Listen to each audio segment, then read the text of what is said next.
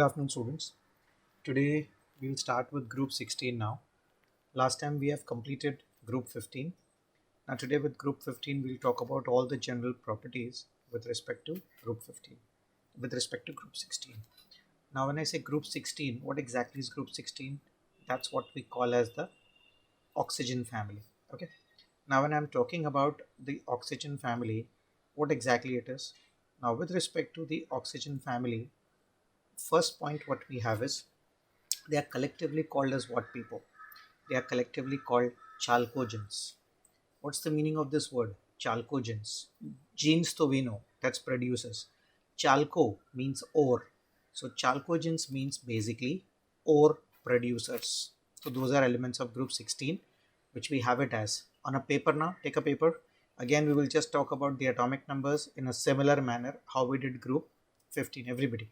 On a paper, vertically write down, first of all, the over here the elements: oxygen, that's O, then below that sulfur, that's S, selenium, Se, capital S and a small e over there, that's selenium. Then we have tellurium, that's capital T and a small e. Then we have polonium, a capital P and a small o. And last we have livermorium, that's capital L and a V over there. Okay. Now these are the elements what we have of group 16s. That's oxygen, sulfur, selenium, tellurium, polonium and livermorium. Now group 16 means first of all belongs to the P block, because we have group 13 to 18, that is collectively the P block. And we know the P subshell that has got 6 orbitals. For group 16, the general electronic configuration we have is Ns2np4, meaning there are 6 electrons in its outermost shell. If you see, as per the old concept of the periodic table, group 16 was also called Roman number 6a. Alright, it was earlier into A and B. So group 16 earlier was also called 6a. So chalcogens, they are the ore producers. Now why do we call them as the ore producers? Because majority of the elements in the Earth's crust are either in the form of their oxides, that's with oxygen, or they are in the form of their sulfides, that's with sulfur. That's why chalcogens, ore producing compounds. Alright, that's one. So the first part over here, please have a look on the slide. Group 16, collectively they are called chalcogens, and the name is derived from brass and points of association and its congeners with copper. Meaning, if you say congeners, what exactly do you mean by this word congeners over there? Means they are related to each other. Now when I say they are related to each other, then by what means are they related to each other? Now they can be either related to each other with respect to their origin or with respect to their structure, because they will have similar properties. That's called congeners, related with respect to similar properties with respect to structure. Then coming to the occurrence, oxygen, that's the most abundant element in the Earth's crust. That's the first element, because majority compound in the Earth's crust are all in the form of their oxides. Then this is the percentage composition, around 46.6% by mass in the Earth's crust. Air is around 21%, and in abundance of sulfur is around 0.03 to 0.1%. And sulfur is in the form of, now some of the words, now this is a relation with respect to what we did S block. Okay, first part, that's gypsum, that's what we have as calcium sulfate, 2H2 if you remember, gypsum as well as plaster of Paris, that's what we use for the roofs and all. All right, then the Epsom salt, that's MgSO4.7H2O. Then we have baryta. Baryta is basically the barium compounds, barium sulfate. And sulfides, that's galena, PbS, and zinc blende in the form of ZnS. And copper pyrites, that is CuFeS2, what we also call as fool's gold. Okay, so that's the occurrence part what we have, where generally people in the discussion will be talking mainly about oxygen, sulfur, selenium, tellurium and polonium. Livermorium will not be there, the reason being because of its radioactive nature. Its atomic number is 116. Now let's discuss with respect to the atomic numbers what I was talking. So on a paper, write down the elements.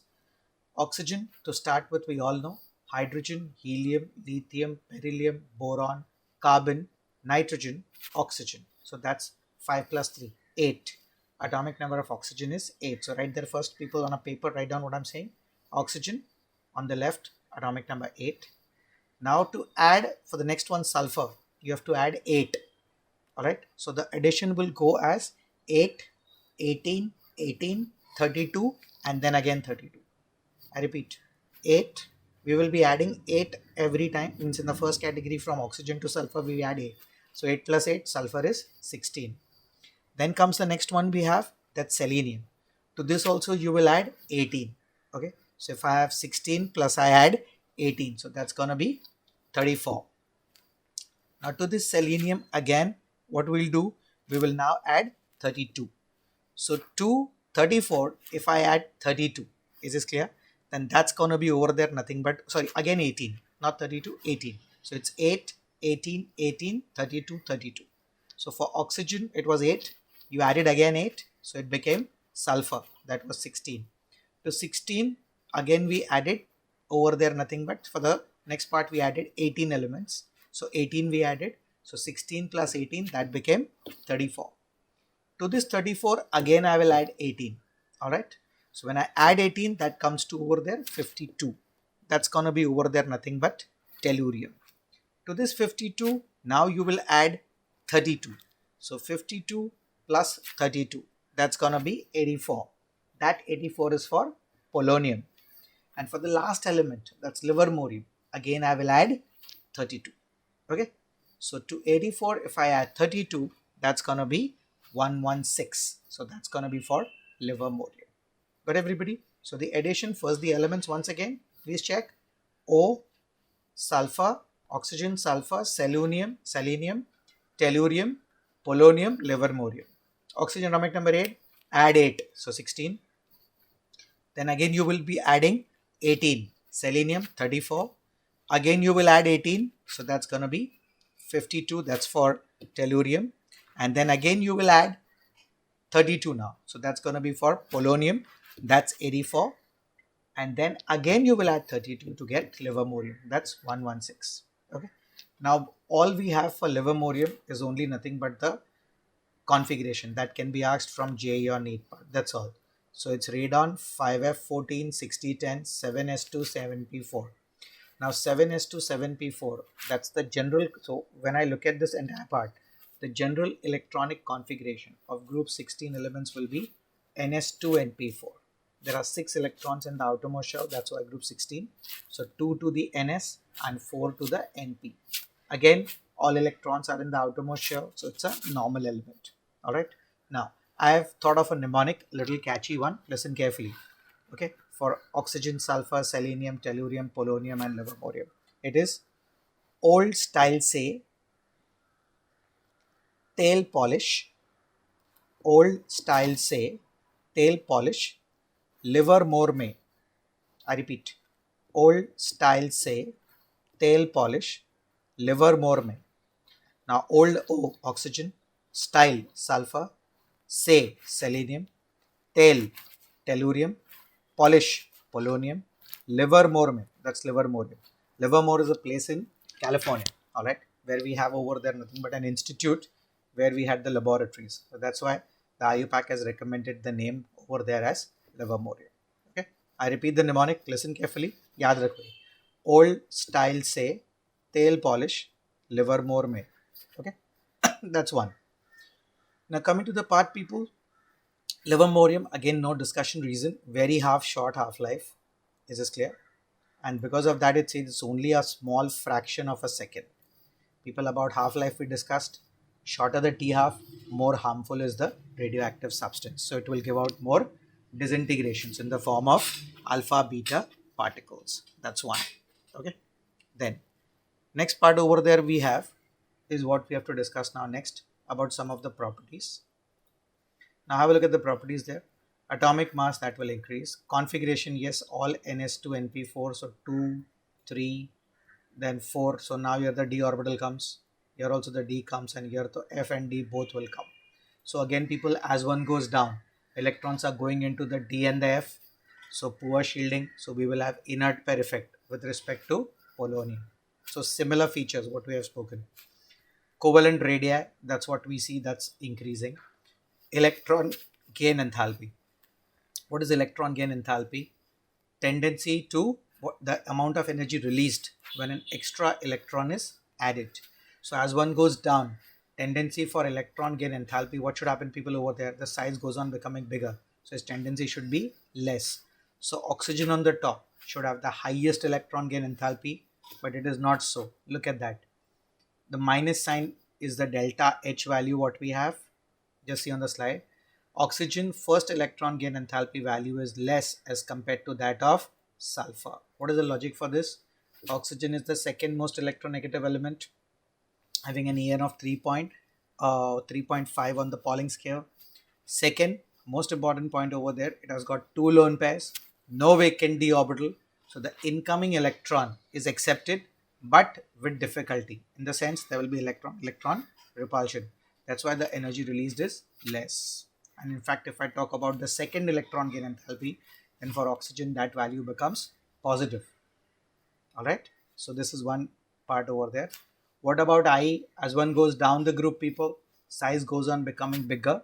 So larger the size, less would be the electron gain, less would be the ionization enthalpy, because atomic size and I are inversely proportional. So that's what we see rightly, it decreases. Electronegativity, yes, that also. Technically, remember one line. As one goes down the group, size becomes bigger, nuclear charge decreases, i.e. electron gain enthalpy and electronegativity. All the three will decrease down the group. So that's the part, it decreases. Then electronegativity also decrease. Density, yes, it will increase. Now melting and boiling point is something very important to understand. Very easy part, but melting point, see, look at that. It's increasing, but see the variation. Oxygen was 55, straight away 393.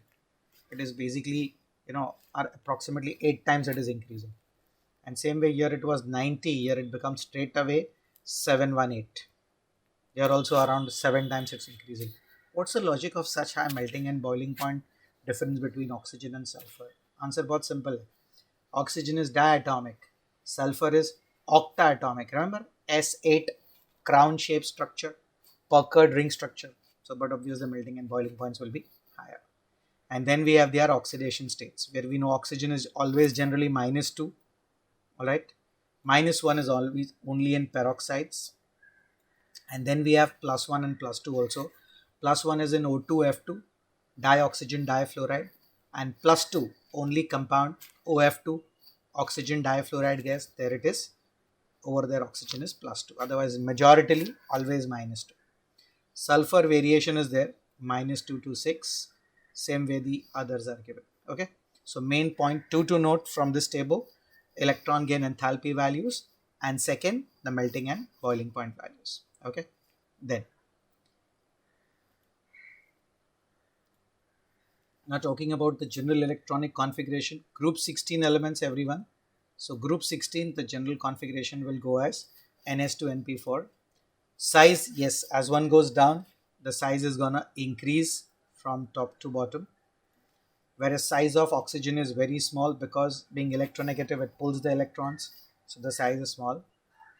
One important feature about oxygen, what you have to keep in mind, oxygen is a paramagnetic molecule. Remember, no?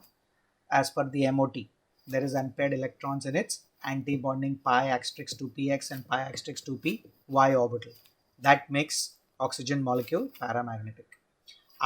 But obvious down the group, I value is going to decrease, but across a period, the I value will increase. So if I compare group 15 ka first I and group 16 ka first I, people, group 16 ka first I will be more.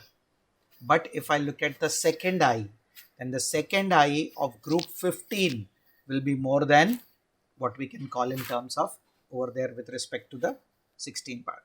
Now see this part, what it says. Now here it says, yes, what is observed?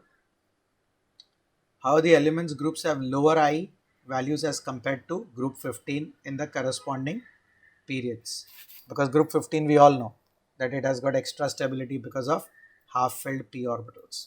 All right. So if I'm trying to compare over there the first I values, is clear. So first part, what we say is, okay, as one goes down the group, the I value will decrease. But if I see across a period from left to right, all right, then in that case over there, the I value will increase. That's one. and group 15 का first I would be greater because of the half filled. Then comes electron gain enthalpy, what I discussed. That also will decrease because it's the energy released when you add an extra electron. It says it has less negative electron gain enthalpy. Alright, the reason we know because of the small size and no vacant d orbital. Then from sulfur, yes, it becomes negative up to polonium. Coming to electronegativity, it will decrease. So oxygen, second most electronegative element in the entire periodic table, having an En value of 3.5 units. Alright, and En value will also decrease, which indicates metallic character will increase. So among these elements, oxygen and sulfur are non-metals. Then we have selenium and tellurium. These will be metalloids, showing properties of both. And the last element, polonium, will be distinctively metal. So down the group, non-metallic character decreases, metallic character increases. That's what it says. The metallic character will increase down the group. That's from oxygen to polonium. Then one question there. Elements of group 16 generally show lower value of first IE as compared to elements of group 15. People, very simple, same answer what we discussed. Across a period, technically it should increase, but group 16 ka first IE will be less as compared to group 15. Group 16 ka first IE would be less as compared to group 15. What's the reason for this? Half filled orbital, because group 15 will be NS2 NP3. So P3 is half filled. So as per the stability rule, empty, half filled and completely filled orbitals are more stable than incompletely filled orbitals. That's one. Then the next we have certain physical properties to talk over there. Yes, this is what we discussed. Oxygen and sulfur. Just see what I'm highlighting here. See the slide, please. Oxygen and sulfur are non-metals. Selenium and tellurium are metalloids, showing properties of both metals and non-metals, whereas polonium is a distinct metal. Once again, livermorium is not discussed because of its radioactive nature. Polonium also we will not discuss much. It's metallic because of its very short half-life of only 13.8 days. So its half-life is also very short over there. All these elements, they exhibit allotropy. We know allotropy, right? Same chemical properties but different physical forms. Like we have seen carbon. Carbon is graphite, diamond, fullerene. We have seen phosphorus in group 15 in the previous lectures. That is red phosphorus, then white phosphorus, as well as we had black phosphorus. All right. Then next we have to see over here, melting and boiling point will increase. And then it says, yeah, this is the point what I had explained. The large difference between the melting and boiling points of oxygen and sulfur is because of their atomicity. Oxygen is atomicity 2, whereas sulfur is S8. So that's diatomic and that's octatomic. Okay, that's the crown shape structure. Then chemical properties, they will show a variety of oxidation state. Now for the stability of -2 state decreases down the group. -2 is mainly for oxygen. Polonium hardly shows. So that's the reason why what it says. Yes. Now OF2 exception, people, where oxygen is +2.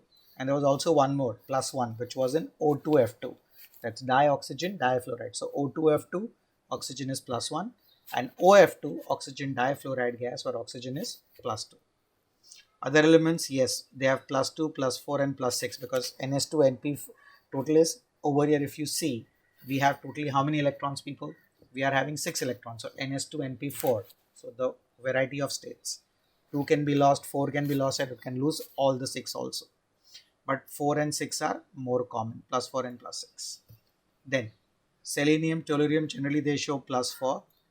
Now the stability, now the important point, our inert pair effect. This is very important line.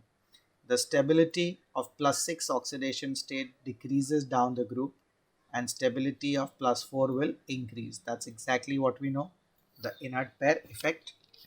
Alright, where once again inert pair effect, electrons are present in the previous D and F's orbitals whose shielding is very poor, so they are not pulled more nearer to the nucleus.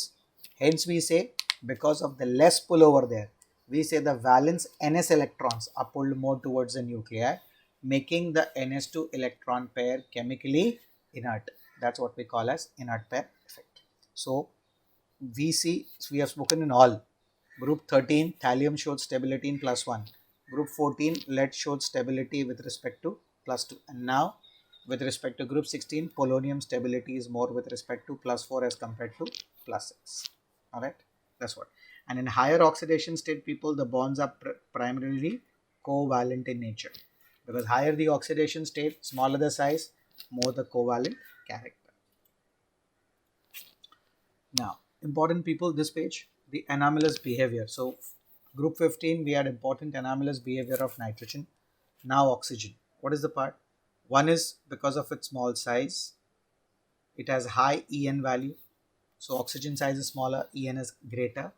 And because of that, it also forms strong hydrogen bonding in water. So, people, water we know, hydrogen bonding, where oxygen will try to pull the H of the other molecules is clear towards itself. Strong intermolecular hydrogen bonding is there.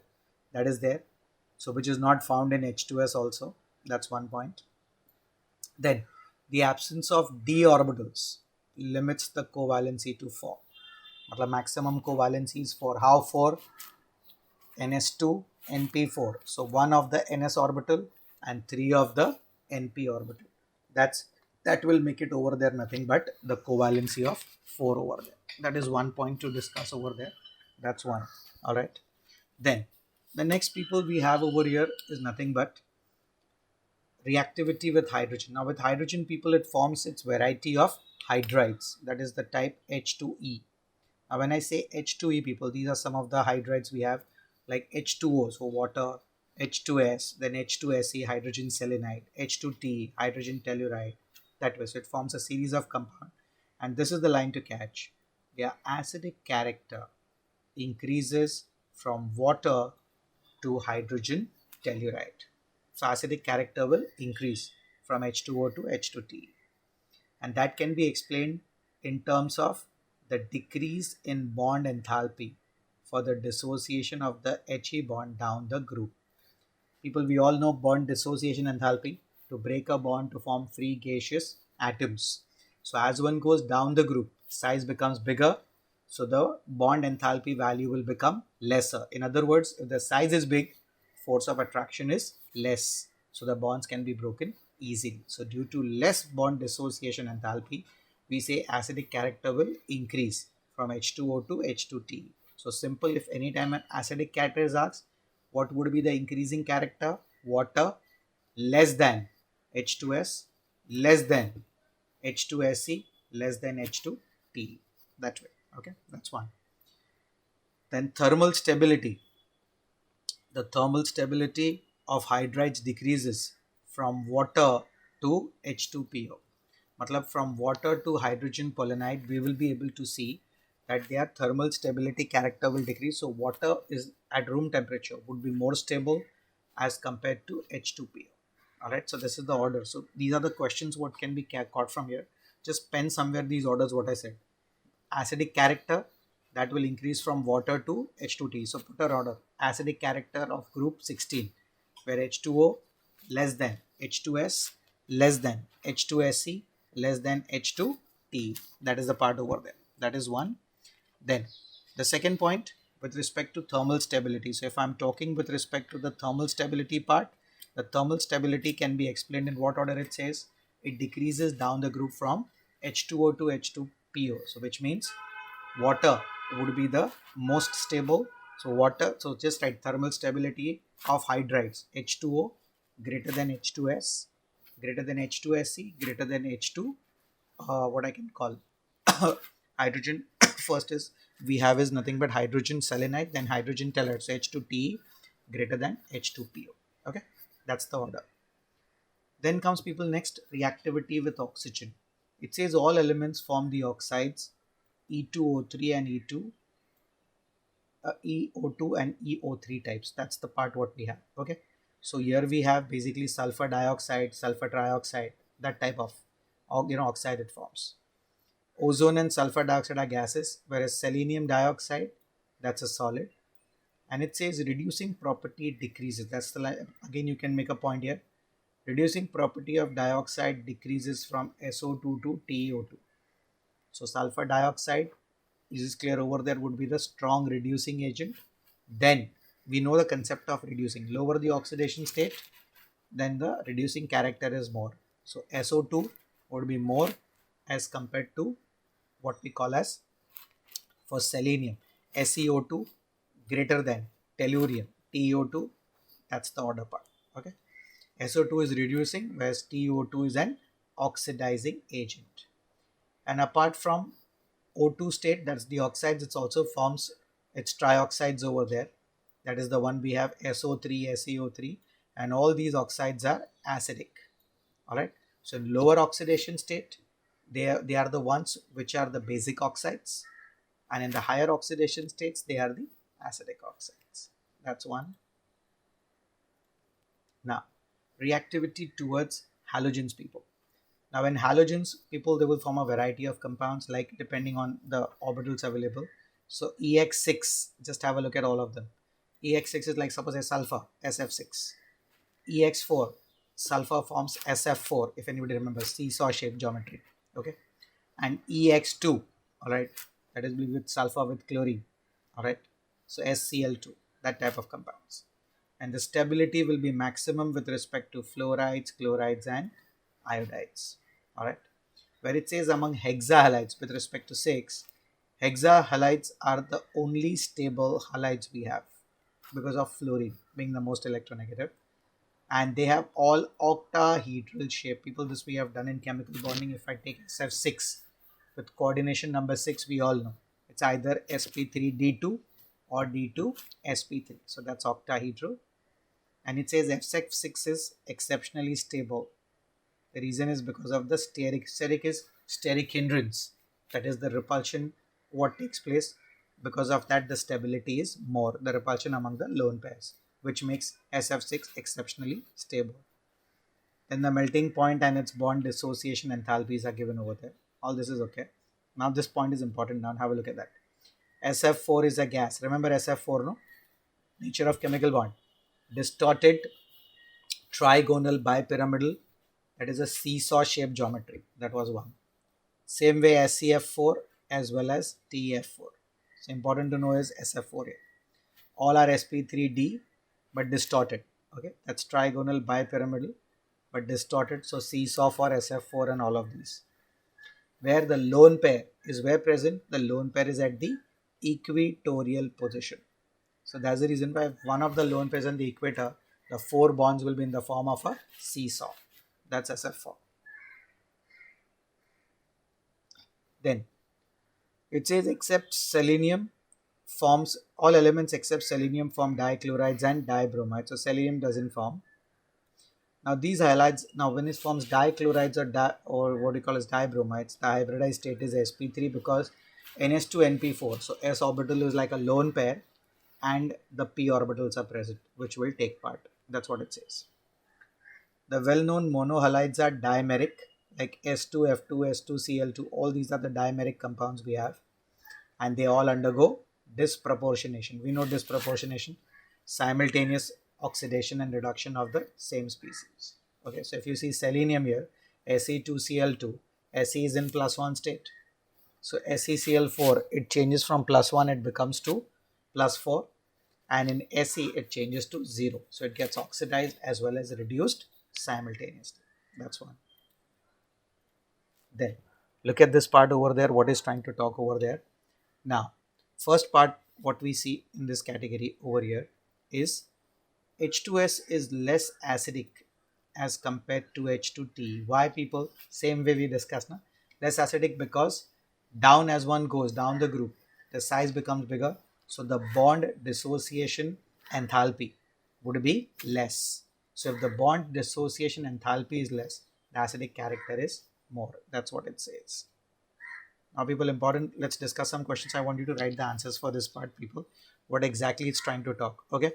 Yes. First, list some of the important sources of sulfur. Write down, people, here what it could be. With respect to sulfur, we have nothing but sulfides. We discussed. One was zinc sulfide, ZNS. Second one we spoke was galena. Okay, that was PBS. Then copper pyrites, CuFeS2. All right, so those are some of the what we can call as the compounds in the form where sulfur is in the form of sulfides. Then order of thermal stability, people, we just now discussed. thermal stability of group 16. Who's at room temperature most stable? Water. So just put the order: H2O greater than H2S greater than H2SC greater than H2T. Yeah. So water would be thermodynamically more stable. And then why is H2O a liquid and H2O a gas at H2S a gas at room temperature? People, one line answer. Water will have strong intermolecular H bonding. So due to H bonding, water is a liquid. Whereas in H2S there will be no H bonding. So it's a gas at room temperature. Okay, that's one. And we all know one water molecule, just and to understand, we have done in hydrogen. How many hydrogen bonds will it form? Anybody remembers? One water molecule connects with how many? 4 hydrogen bonds it can form. Oxygen, the 2H, HOH, angular or inverted V shape, right? So the 2 hydrogen will be pulled by the oxygen, and the lone pairs, there are 2 lone pairs on oxygen, each will pull 1. So maximum probabilities of 4 hydrogen bonds. Now we have people of preparation over here with respect to oxygen. People, the first one, look at that reaction, it's clear. D block may, if you have read, decomposition of potassium chlorate to potassium chloride. The catalyst used was MnO2. That's manganese dioxide. In fact, this equation we have also used, if you remember, with respect to mole concept, where potassium chlorate on heating gives KCl and oxygen, and we can say, no, okay, how many moles of oxygen are occupied, or what is the volume occupied at STP. So 3 moles of oxygen are formed. So 1 mole will occupy 22.4. So 3 will occupy how much over there? That's 67.2 liters. That way. Okay. So that's one. Second is by thermal decomposition of the oxides of the metal. Is this clear? Which are low in the electrochemical series. Like for example, Ag2O. So that if you heat, you get oxygen, or mercuric oxide, or PbO2, or Pb3O4. All these are the mixed oxides. So they break down to release oxygen gas. Or hydrogen peroxide, when it is decomposed H2O2, there's also equation we had in hydrogen.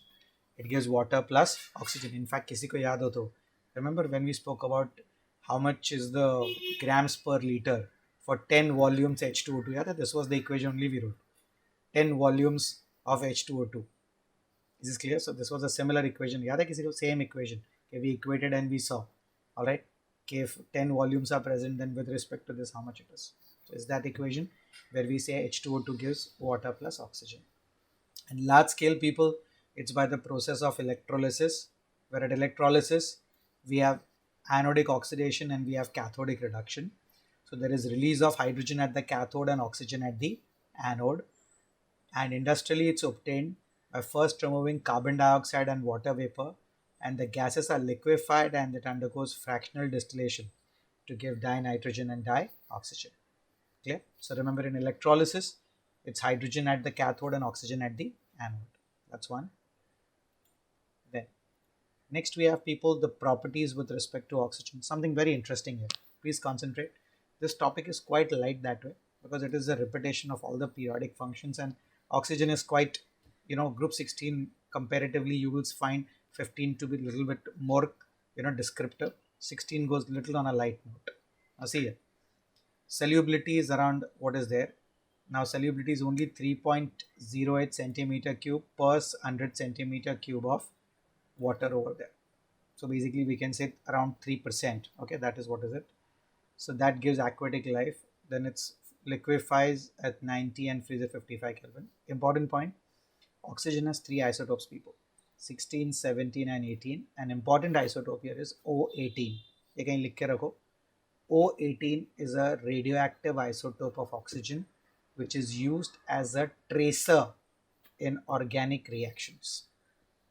So tracer technique is a technique where in reactions we say, no, this bond breaks and we have another group coming in. So which bond breaks, how it happens. I'll give you an example. Those who have done maybe in school, then it's fine. Otherwise we'll be doing in organic. Acid plus alcohol in presence of conc H2SO4 gives you ester plus water. I repeat the reaction, write down. Acid RCOH plus alcohol HOR dash. Ulta. Write it ulta. Acid RCOH plus HOR dash on the arrow conc H2SO4 gives ester plus water. So from the acid, you circle OH, RC double bond O, OH, circle the OH, and alcohol, what you wrote ulta, R dash OH, circle only the H.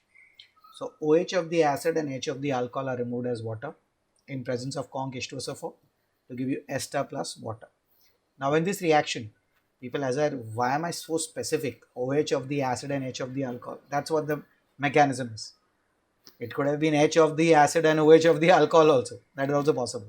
But it is always OH of the acid and H of the alcohol that's removed, which is confirmed by using radioactive oxygen. So in acid and alcohol, both the places, when the reaction is carried out, we add radioactive oxygen to check which bond is broken. That's why O18 used in tracer technique to know reaction mechanisms.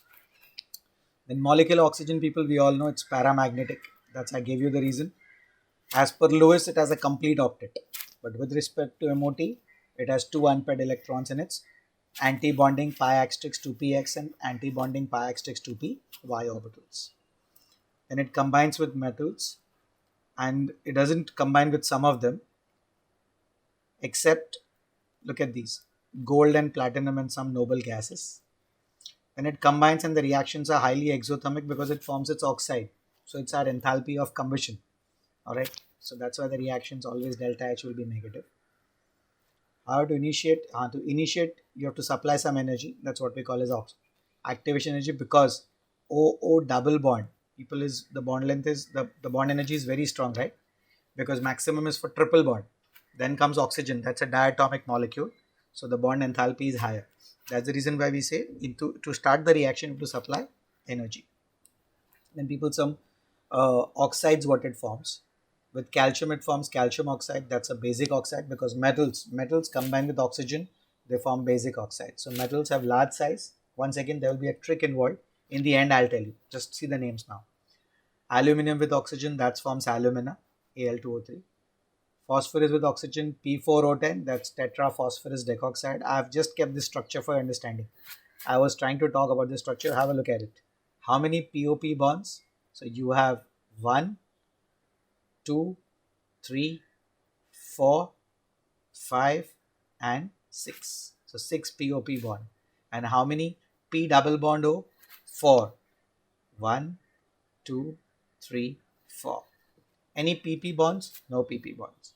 So in P4O10, 2 lines. दिमाग में डाल दो ये. Always help. 6 POP bonds and 4 P double bond O bonds. And phosphorus oxidation state +5. Okay. Then with carbon, it forms carbon dioxide. Zinc, it forms its oxide, ZNO, and sulfur with sulfur dioxide. And with methane, this is the combustion reaction where it forms CO2 and water. And some compounds are catalyzed, like SO2 to SO3, V2O5. People, this was contact process where we have SO2 to SO3 in presence of V2O5. Where V2O5, first SO2 gets oxidized to SO3, V2O5 gets reduced to V2O4. And again with atmospheric oxygen, V2O4 is again converted back to V2O5. Okay. And last with HCl, HCl with oxygen gives chlorine gas with the catalyst CuCl2. That's cupric chloride. Alright. Then, people, here we have in addition, normally the uses very basic. Oxygen is used in, very important, people, this we did in hydrocarbons, oxyacetylene welding. Now when I'm talking about oxyacetylene welding, what is it, people? High temperature of 3500 degrees Celsius. That's what's required, mainly for welding of the metal. So the grills in the house, when they fit, it's oxygen and acetylene gas which are made to heat together. So the temperature specifies somewhere in keep approximately 3500 degrees Celsius. In manufacture of metal, steel and all, on oxygen cylinders, hospitals, high altitude flying and all, because as we go up, people, we all know atmospheric pressure decreases. So we need oxygen. And the combustion of fuels, this one important. Hydrazine in liquid oxygen provides tremendous thrust in rockets. What's hydrazine? Put the structure, put the formula. NH2 dash NH2. So two NH2 groups are bonded by a single bond. So that's hydrazine, NH2 NH2. Short form N2H4. That with liquid oxygen, that's a thrust for rockets. Now let's do this. Which of the following does not react with oxygen directly. Now when I'm talking about which of the following does not react, we spoke about it on just 2 slides back. One was gold, other one was platinum. So the answer here is Pt. Okay. Now complete the following reaction. People, this is easy. It will form its oxide. C2H4 is ethene. Ethene on oxygen will give you CO2 and water. So the balancing part, if I have to do, this will be, never balance the reactant. It's always 1 mole. C2H4 plus 3O2 will give us 2 CO2 plus 2 water. And last one, aluminium with oxygen. 4Al plus 3O2 will give you 2 times Al2O3. Alright, so with burning with oxygen, it's their oxides. So if anytime if it asks, what is the magnitude of delta H? Negative, always exothermic. That's combustion. Now this what I have given people is basically about the oxides. But before this, I would advise we go to the last slide. That's the last part about oxides. We do that, and once we are done with that, people, then we come back to it. Okay, it'll be easy to understand. Now look at this. First of all, oxides. What's oxides? A binary compound of oxygen, where oxidation state of oxygen is always -2. That's called an oxide. What are the types? Acidic oxides, basic oxides, amphoteric oxides, and neutral oxides. 4 types. Acidic, basic, amphoteric, neutral. Now the trick. Metals on the extreme left hand side of the periodic table, S block, they have large size, 1 or 2 valence electrons. So they lose electrons easily, alright, because just 1 or 2 are there in the valence shell, which means they readily lose electrons, so they undergo oxidation. If they undergo oxidation, they are good reducing agents. And if they are good reducing agents, they will form strong basic oxides. So metals generally form strong basic oxide. What's the definition of a basic oxide? An oxide that reacts with water to give a base, or an oxide that combines with an acid to give salt and water. Hypothetical example. Na2O, sodium oxide plus water, will give me 2 moles of NaOH. Same sodium oxide plus acid HCl will give me NaCl and water. Little bit more ionic. The P of H will always be more than 7 because basic, right? Got the idea? So metals, large size, 1 or 2 valence electrons, so readily loses electrons because of low ionization enthalpy. If it loses electron, undergoes oxidation. Species undergoing oxidation, they are good reducing agents, and reducing agent will form strong basic oxides. Come to the other category, the ones which are non-metals, they will form strong acidic oxides. How? Chlorine lily, very small size, so it will be difficult for it to lose but easy to gain electrons. So it undergoes reduction. Reduction of process of gain of electrons. If it gains electrons, it is a good oxidizing agent, and an oxidizing agent always forms strong acidic oxides. What's an acidic oxide?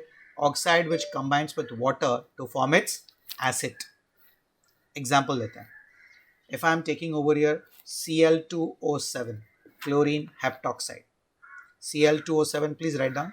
Cl2O7 plus water will give us what, people? Come on, fast. You should know this. Cl2O7 plus water. It will give you 2 moles of HClO4 per chloric acid per highest oxidation state. Chlorine is in +7 oxidation state. Okay. So acidic oxide, oxide with water that gives an acid, or an oxide which reacts with a base to give salt and water. So same Cl2O7, if it reacts over there, is this clear, with a base like NaOH, it will form its salt, sodium perchlorate plus water. So non-metals, small size. Due to small size, they have high values of I, means high amount of energy is required. So high values over there of I. So difficult to lose but easy to gain electrons. Hence they undergo reduction. Species undergoing reduction themselves are good oxidizing agents, and oxidizing agents will form strong acidic oxides. Okay. So let's see now. Some are amphoteric also, like alumina. Alumina, zinc, chromium, their oxides are amphoteric, meaning they won't react with water but will react with both acids and bases to give salt and water.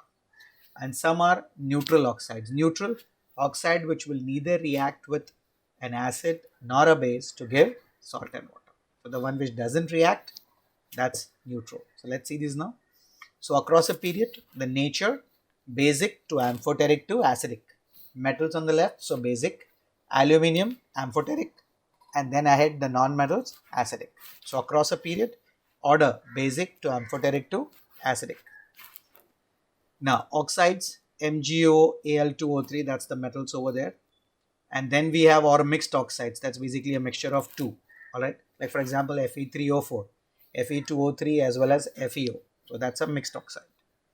Then depending on it, so we have three classification: acidic, basic or amphoteric. So oxide with water to give an acid, so SO2 plus water. People, what will SO2 plus water give us? H2SO3, sulfurous acid. Cl2O7 plus water, perchloric acid. CO2 plus water, carbonic acid, H2CO3. N2O5, we did in the oxides, right? Dinitrogen pentoxide. There was a NON bond and then two oxygen, one with double and one with a coordinate bond. N2O5 plus water, nitric acid, 2 moles of HNO3. So all oxides are acidic oxides. Then H2SO3 we discussed, sulfurous acid. Then non-metals over there with high oxidation state, they have acidic character. So this is one exception what you have to keep in mind. Okay, there are certain what we call as, look at this carefully. Only non-metals are the ones which I said no, non-metals form acidic, but there are metals which in their high oxidation state are also acidic, like Mn2O5, CrO3 and V2O5. So Mn2O7 we did in the preparation of KMnO4. Mn2O7, that's nothing but dimanganese heptoxide. Okay, where Mn ka state if we see is +7, that's the highest, 4s2 3d5. Okay, CrO3, chromium trioxide, Cr is +6. V2O5, vanadium is +5. So metals in high oxidation state, they will be acidic in nature. Otherwise metals with low oxidation state, they will be basic. That's one part. So look at that, Na2O plus water, all these. Na2O plus water, sodium hydroxide. Calcium oxide, sodium is +1. Calcium oxide, calcium is +2. Calcium hydroxide, calcium oxide plus water. BaO plus water, barium hydroxide, that's baryta. Okay, baryta is basically the name given to the compounds of barium. So that's one. Then, so metallic oxides are generally basic, but in low oxidation state. Okay, high oxidation state, they are acidic. Some have dual behavior, they show both property, that's amphoteric nature. So they react with acids as well as bases to give salt and water. Like look at that, down alumina, Al2O3 with HCl, it forms a salt, it forms a coordinated compound. How will I name it? IUPAC, come on. 6. So coordination number is 6, either sp3d2 or d2sp3. So that's octahedral complex. IUPAC name hexa aqua aluminium, Roman number 3. Hexa aqua aluminium. Don't say aluminate, that's for a anion. This is a cation. So the metal ka naam only. Okay. So hexa aqua aluminium, Roman number 3. And with NaOH, people, it again forms a salt. Okay. Now here, how will I name this compound? Nice one this is. See here. This will be sodium hexa hydroxy aluminate, Roman number 3. Because now if I separate this, what is outside sodium will form its cation, and what is inside, that will stay together, will form its anion. So it's basically 3 moles of Na having a charge of +1, and AlOH6 will have a charge of 3 minus. So the full name, sodium, write the metal first, hexa 6, hydroxy, Al is now in an ion part, so sodium hexa hydroxy aluminate, Roman number 3. Okay. Now let's go to the previous slide, people. Coming back over here. So across a period from left to right, the nature, sodium oxide, magnesium oxide, that will be basic. And alumina, that would be amphoteric. So as sodium and magnesium oxides are basic, the P of H will increase. Matlab it will go above 7, because for bases the P of H is above 7. From silicon, people, the acidic nature starts. Well, look at that, silicon, phosphorus, sulfur, chlorine. This is just a view for third row elements, sodium to chlorine, an idea for you, okay, how the nature of oxide is. So silica plus water, orthosilicic acid, we did in P block, group 14. P4O10 plus water, H3PO4, phosphoric acid. SO2 plus water, sulfurous acid. SO3 plus water, sulfuric acid. Cl2O plus water. Cl2 is chlorine monoxide, so that gives HOCl, hypochlorous acid. Hypo, lowest oxidation state, Cl is plus 1. Cl2O7 plus water, perchloric acid, per, highest oxidation state. So as the acid, the pH will decrease. Clear everybody? So this is just a rough idea for you what it is. Okay. So this is about group 16, what we discussed right now. All the properties with oxygen as well as the oxides. Next, we'll talk about the compounds of sulfur in the next part over there. Okay. Thank you, everybody. Thank you.